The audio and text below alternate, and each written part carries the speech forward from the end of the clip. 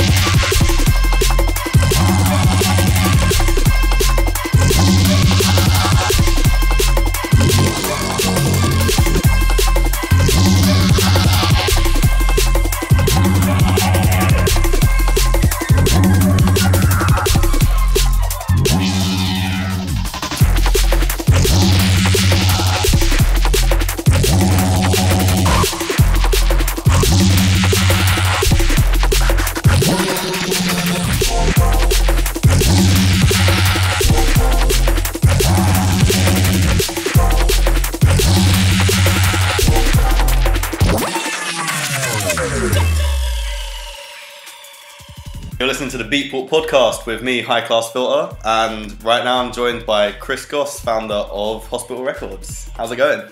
It's going very well, thank you. What's been happening? What's been going on in the world of Hospital Records? You know, we're at the end of the year, so there's that sort of rush for all manner of merchandise items for the shop. We've got our Christmas party down at Studio 338 this coming Saturday. And yeah, also a lot of it is trying to be better organised to get ahead of the Christmas New Year break. It's like when the pressing plants close down and when a lot of the other suppliers are taking their holidays, it means we've got to be even more organised. And we're pretty organised as it is. So yeah, you know, we're just lining up all of our sort of first quarter releases right now, getting a lot of things mastered, So yes, I'll be happy to get to Christmas Eve. Yeah. In one piece. So you're gearing up for the release of Sick Music 2019. Yes. Can you tell us a bit about what we can expect from the album, how it ties into the series? So we reintroduced Sick Music this year. We initially released 3 volumes a number of years ago, and I guess we just, for whatever reason, we thought that 2018 was the right time to bring that back. The idea being that it's a all new premium product where we can showcase a number of artists across the hospital and med school rosters, as well as use it as a perfect opportunity to either highlight some of the artists whose music we've been loving for a while, or showcase some brand new names that are coming through from the underground. It went so well this year that it seemed quite natural that we would repeat the process again in January. So there'll be a 25-track album coming through at the very end of January next year. And again, with like a sort of fairly premium limited edition vinyl format, triple CD and digital download.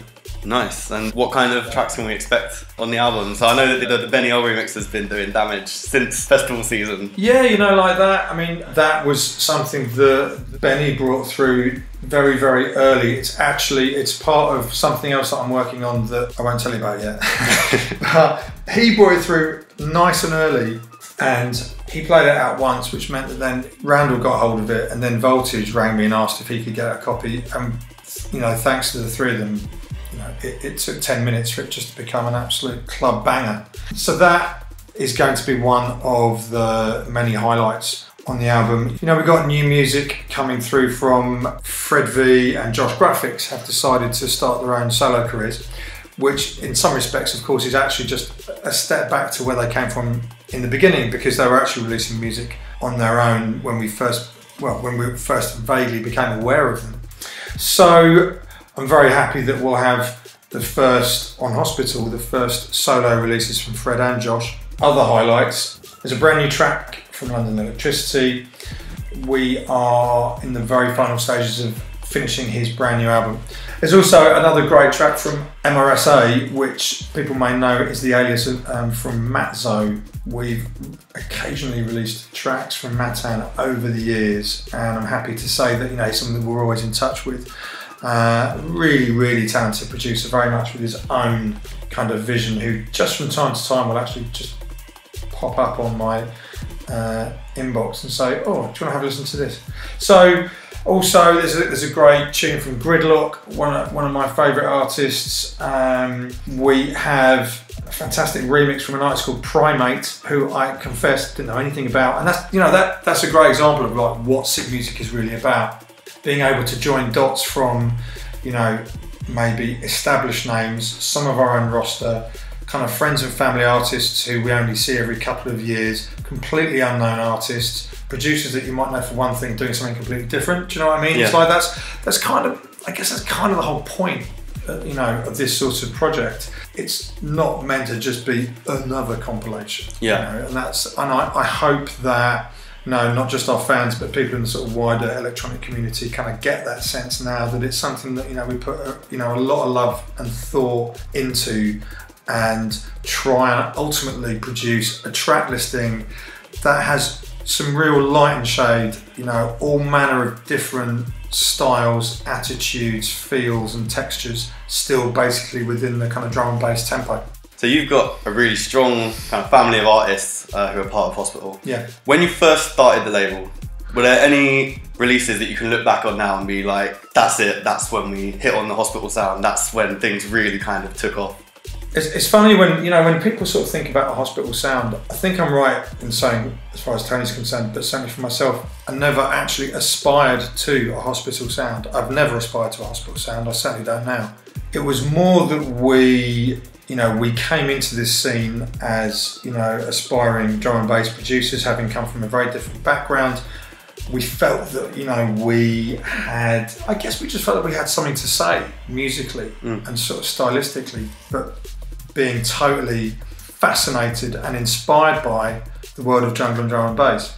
That said, we didn't at any point say we want our label to sound like this. We certainly had an idea of how we wanted it to look, and some of the sort of thematic or conceptual ideas that we brought to the table. But we only ever just felt that we wanted it to initially be an outlet for our own musical ideas, and in fact we had no aspiration beyond that. We just thought, let's see if anyone even likes the music that we make.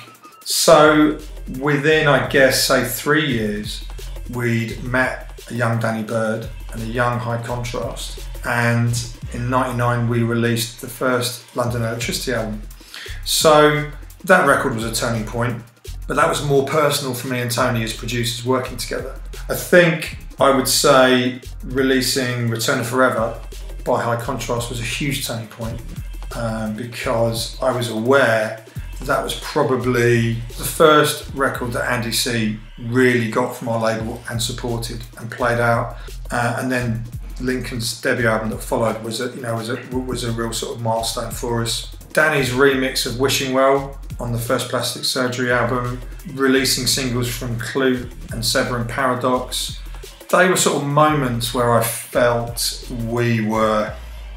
I suppose I felt that we were genuinely contributing something to the scene that we hoped to be a part of. And hopefully then, those moments have continued, ever since, releasing something, say, like the Future Sound of Cambridge, which introduced New Tone Logistics and comics to the world, and also contained Together by Logistics, which continues to be a sort of standout drum and bass moment to this day.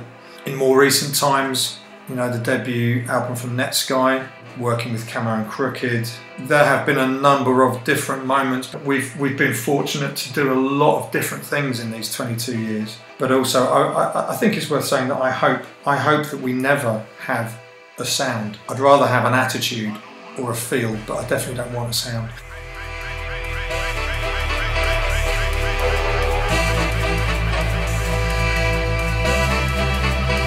I don't wanna feel pain, I don't wanna feel upset.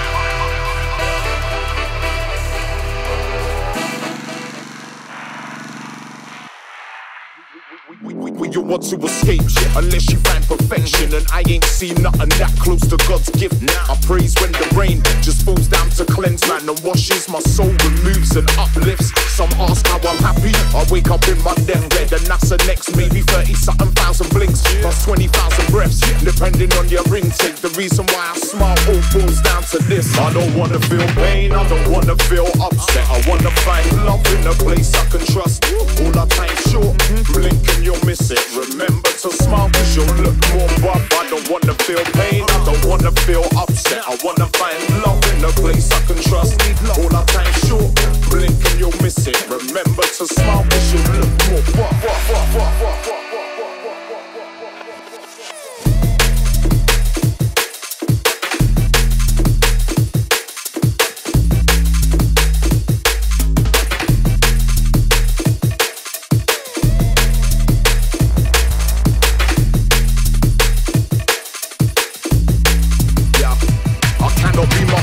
I've got to be my cure, I've got to be my power and my light and my source. I cannot play the victim, I've got to stand sure and lose any burdens that take me off course. I've got a foundation, my soul stays planted. I realise the smile's the light to endorse. We all need a moment to reset our intake. Anything can happen when you use less force. I don't wanna feel pain, I don't wanna feel upset. I wanna find love in a place I can trust.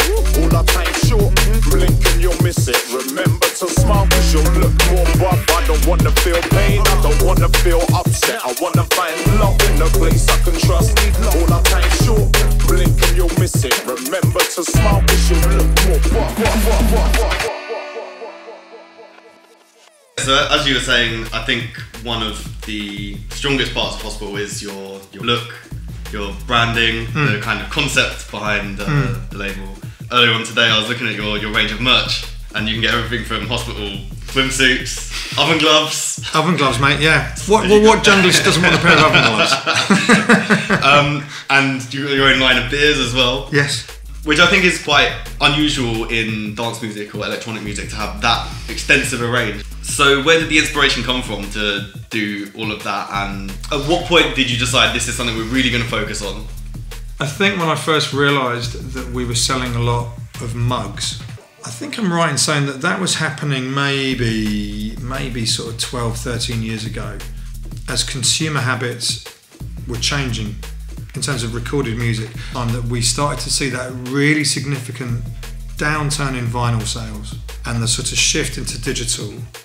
But so when we were first aware that the world of recorded music was changing massively, maybe around that time we started to see that we could sell hundreds of mugs.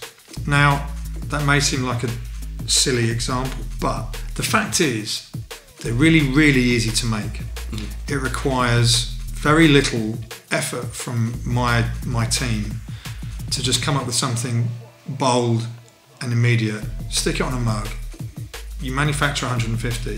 The bottom line is that the profit margin on that is very significant. Way more than a digital download, way more than a 12-inch single, which seems ridiculous, but it's true. And trust me, no one gets rich on mug sales. But if you realise that there's something like that, something as simple as that can then bring in just a quick slice of profit into the company, that money goes back into running the overheads of the company, paying the bills, paying the staff. That enables us to do more of what we love doing, which is supporting and nurturing and creating fantastic music and doing great parties. So maybe that was just one example of us becoming more aware of how we can shore up that kind of lack of record sales, but we can balance it out somewhere else. So your brain just starts to kick in, hopefully. You have productive, creative conversations on a Monday morning with the rest of your team, and you just start throwing ideas around. And you think in terms of, well, okay, so we could do 2 mugs at once, not one, and maybe we could do like pint glasses, or we could do coasters, or we could do tea towels, or we could do doormats, or we could, and of course, bear in mind, we didn't like suddenly one day wake up and then order 35 different pieces of merch. But I think it really emerged, I guess, from around 2005, 2006, around the point we were doing our parties at Heaven, and at that point we were starting to sell more different t-shirt designs, and maybe we did like a girl's vest, and then we were doing badges, and but then it really started to grow. And maybe it was also, we're blessed with an amazing fan base who just bring great levels of energy and enthusiasm to the things that we do. And then as the parties got bigger, and then you see yourself selling more merchandise at parties, and then you realise that actually you get to a point where, to an extent, if you can find a good enough product and you can put your badge on it, people want it. So you mentioned your parties as well. I feel like we're at a time where obviously a lot of clubs are closing. I think people are starting to get a bit more careful and picky with what nights they go to and kind of how they spend their ticket money. Sure. How do you keep hospitality relevant and make sure that people keep coming back each time?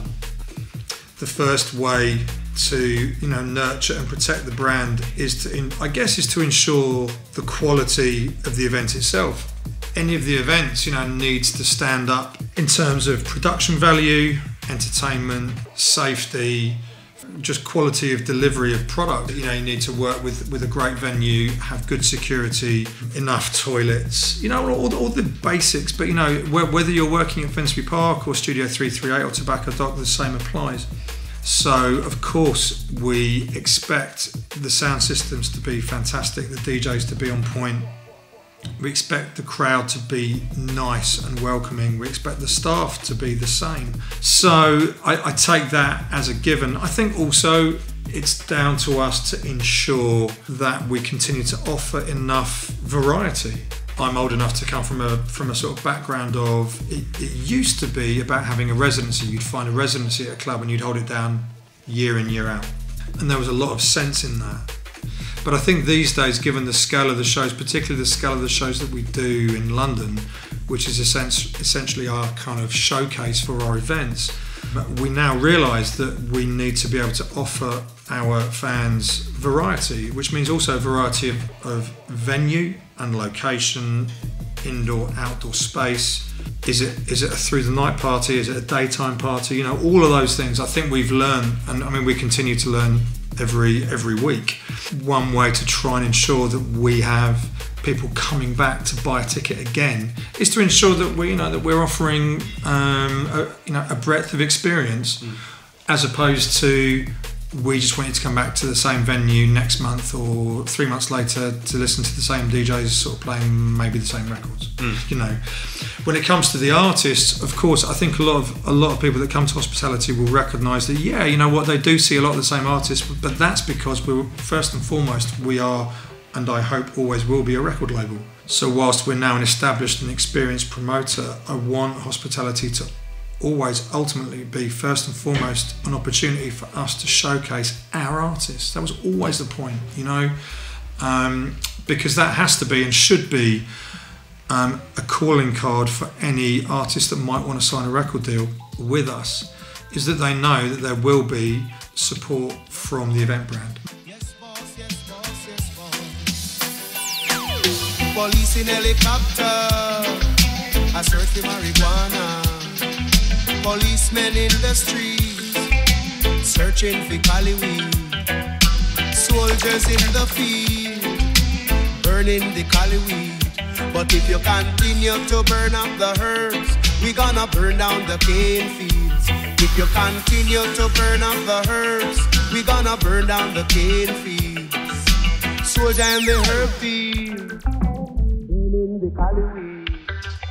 Police in helicopter, a search for marijuana. Police in helicopter. Police in helicopter. Police in helicopter.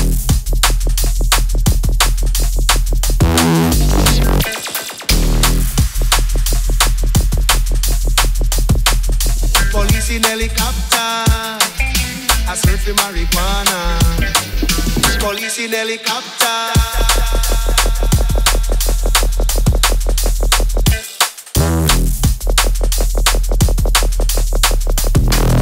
Police in helicopter.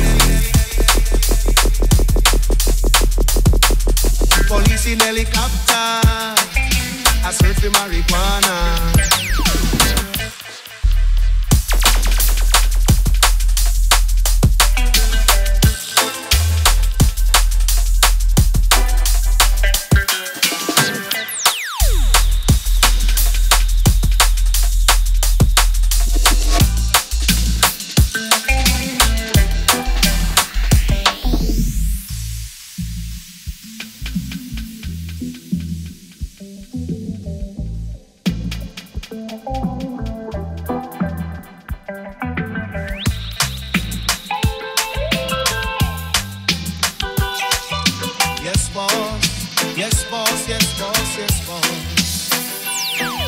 Police in helicopter, a search for marijuana. Policemen in the streets, searching for cali weed. Soldiers in the field, burning the cali weed. But if you continue to burn up the herbs, we gonna burn down the cane fields. If you continue to burn up the herbs, we gonna burn down the cane fields. Soldier in the herb field, burning the cali weed. Police in helicopter, a search for marijuana. Police in helicopter. Police in helicopter. Police in helicopter.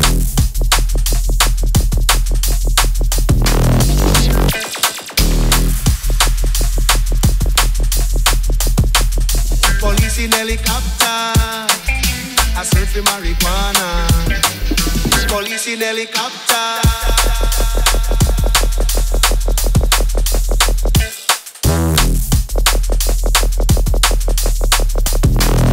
Police in helicopter. Police in helicopter, a search for marijuana. Another thing I found really interesting that hospital have been involved in, that seems quite an unusual thing, is video game soundtracks. So can you tell me a bit about how that came about, how you got started working with video games and the benefits of that to you as a label? Well, we're very fortunate with Forza and Microsoft in general, because their head of music is a long-standing friend of ours. But we've worked on computer game projects before then. Camo and Crooked worked on a GoldenEye, the James Bond computer game. We've had other artists making bits of sound design or licensing their music or creating music specifically for other projects. Most people would be aware that new electronic music is always a very obvious kind of fit for the world of computer games, and some types of games very specifically. Driving games, like say extreme sports games, are tailor-made for high-energy dance music such as drum and bass. So it's a really, really natural fit. And from our perspective as a business, it's great for marketing. It's great for opening up a new audience. When I found out, just as one little sort of bite-sized piece of information, that Forza Horizon has over 7 million unique users.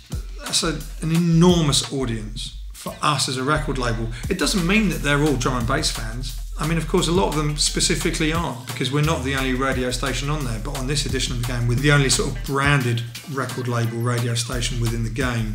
But if you just think of that huge amount of people playing the game, if just a small percentage enjoyed listening to our channel and as a result wanted to start listening to Urban Dawn or Metric, or that's just a perfect symbiotic project that can complement the day-to-day runnings of the record label. Kyle at Microsoft has already been telling me that he's come across many of the Forza gamers who didn't even know that Hospital Records was a real record label. They just thought it was done for the purpose of the game. Now that's a perfect example that if then we can introduce them to either the label or our artists or just drum and bass in general, that's a fantastic opportunity. So we've discussed all the different sides of Hospital, and then you've got a lot of different kind of revenue streams, sure, and you've adapted to how things have changed, well, since you've existed in the music industry. Yeah. So what do you see as being the biggest challenges to running an independent label today? There are no end of challenges to successfully running an independent record label these days. We continue to be, challenged by aspects of piracy. We are continually sort of learning how to effectively monetize digital content, because we're now seeing effectively music moving into almost an exclusively streaming landscape. So there are fewer and fewer downloads. The fact is that Spotify and Apple Music and YouTube are the key platforms for access to music and monetizing music these days. But as you know, the pay-through is micro-payments. So any independent record label would tell you, that's a challenge.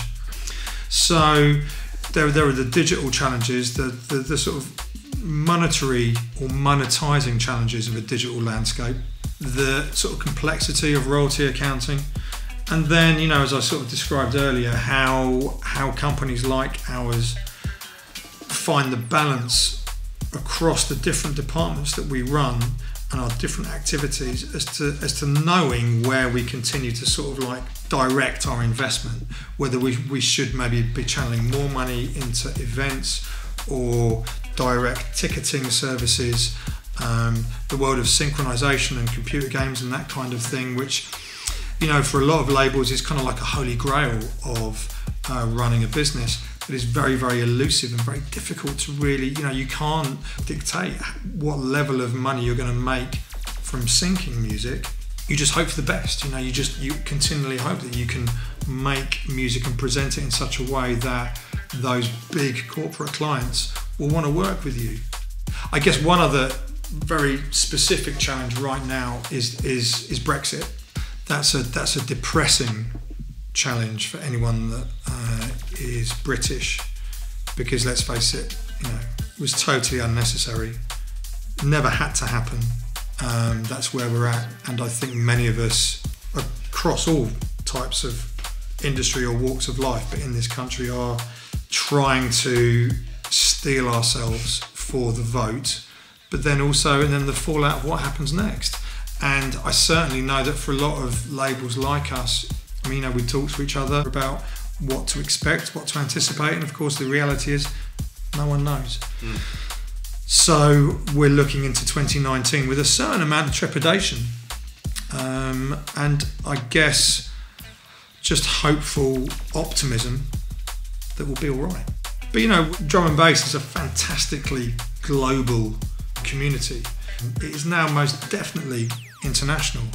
We're very blessed that, currently we have artists, in Australia, Japan, Canada, Europe, Brazil. That's amazing to me. And yet at the same time, of course, that's where they're coming from. They're coming from all over the world. We manufacture our records and our CDs in Germany. We do a lot of our parties globally. At Christmas and New Year, half of our artists will be in Australia and New Zealand. We are global citizens, and I just hope as we move into next year that we can continue at least with that ethos and that outlook as much as possible, even with that activity. And I hope that we're not too overly compromised as artists, as citizens, and as a business. Carrying on looking towards the future, but hopefully on a more positive note. Is there anything that you personally, with running hospital, is like a box that you haven't ticked yet, that you think, I've achieved all of this, but this is still something that you're looking forward to doing? There are still things that I hope we can do in the future. As a sort of business co-owner, I love coming to work. I love continuing to learn all manner of different details and aspects of this business and this industry. Maybe in the future, I would like to see us, maybe open an international office. I would love to have a sort of on-the-ground presence in another sort of key territory. It could be mainland Europe, it could be North America. They're two obvious locations for me where I would like us to have, if you like, maybe some deeper roots. I would love to see us be able to establish maybe more of a community in China and India. And I only really say that because these are both two of the biggest territories in the world, but also territories where electronic music audiences are now becoming firmly established. And I think that's tremendously exciting. I'd love us to find ways of, investing ourselves, at least artistically, if not financially, in those places, and starting to build relationships with artists, in those countries. And I think about the legacy of the company and hopefully what that can mean in the future. I have high hopes and ambitions for the company for a further 23 years. So long as we can continue to build a legacy and a catalogue and an archive artistically of which we can be proud, and that can actually mean something to other people, then I feel that we will have done our job. Well, Chris, thanks very much for talking to us. Lovely. And Sick Music 2019 out end of January. End of January. Thank you, mate. Beatport Podcast. Another big shout out to Chris and all the Hospital Records crew. Look out for Sick Music 2019 coming very soon on Hospital Records. For the rest of the show, I'll be getting into the mix with some of my favourite drum and bass releases to hit the store recently. Starting with this from DJ Hybrid. This track is called Run Tune Now.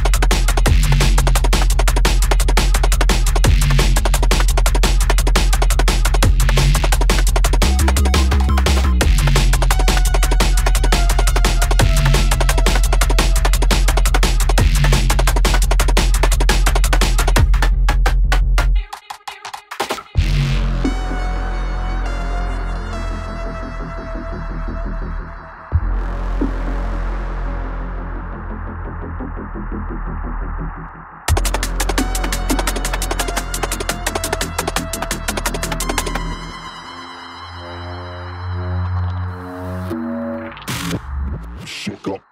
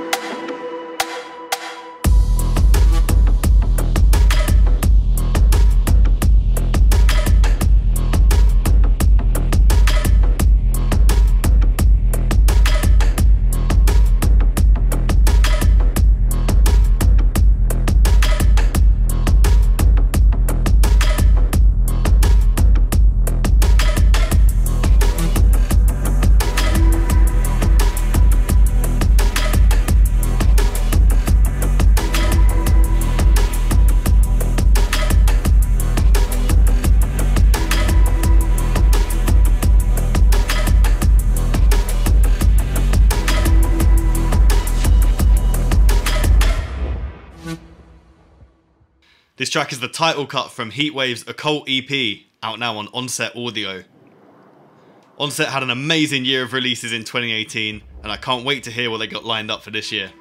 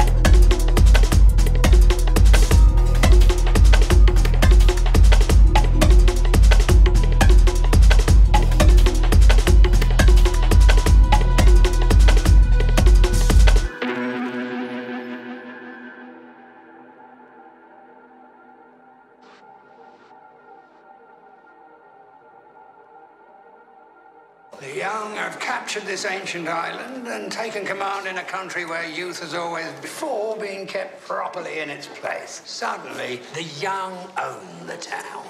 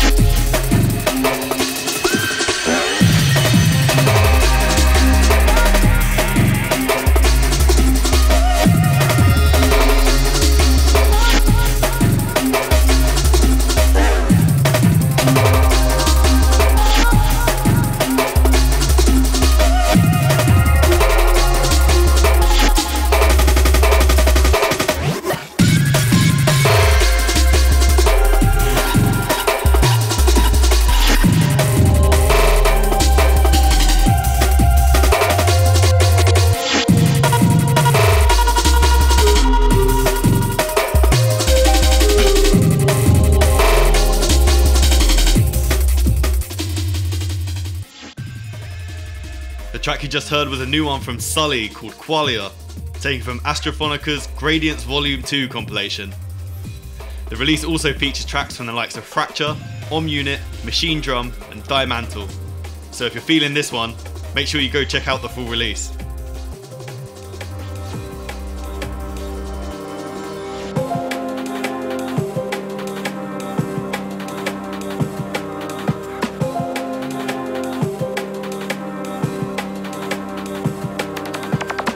If what you say is true, the Shaolin and the Wu-Tang could be dangerous. Yes, my lord. We saw them practicing with each other. Their kung fu is first class.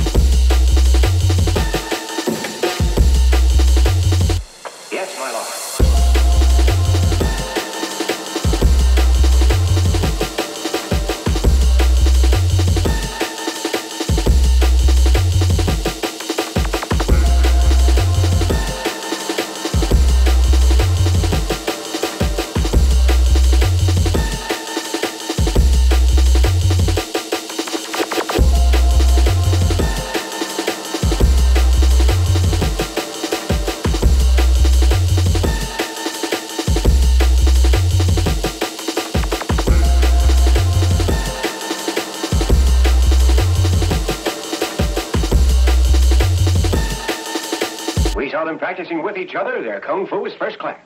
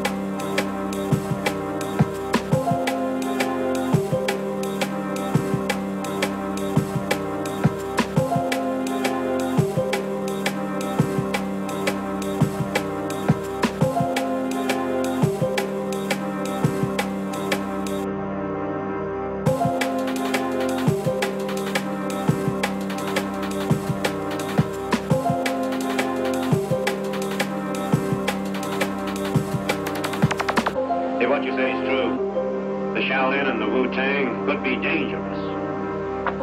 Yes, my lord. We saw them practicing with each other. Their kung fu is first class.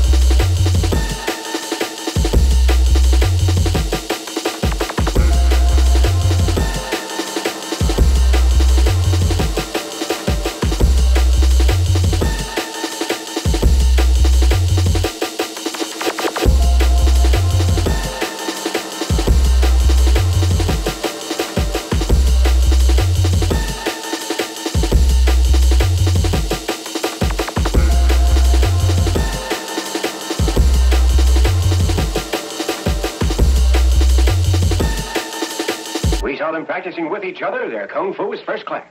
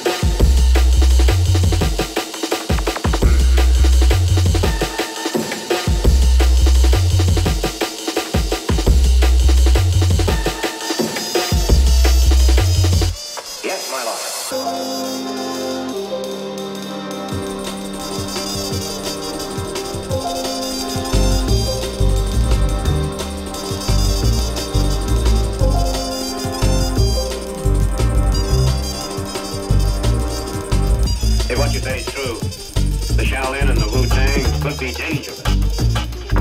Yes, my lord. We saw them practicing with each other. Their kung fu is first class.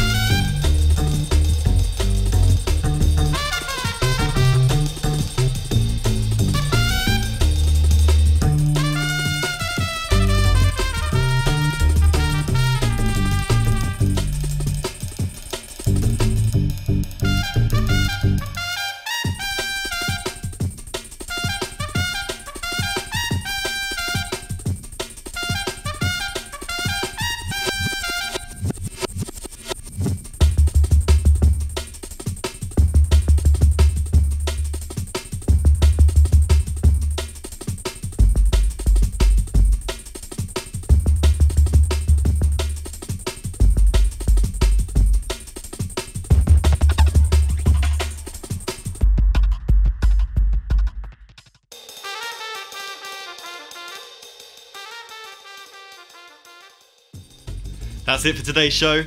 My name's High Class Filter, and you've been with me here on the Beatport podcast. I'll be back again very soon with more of the best in bass music and more very special guests. I'm finishing the show with another track taken from Hospital's Sick Music 2019 release. This is Fred V with Burning Me. Catch you next time. Beatport Podcast.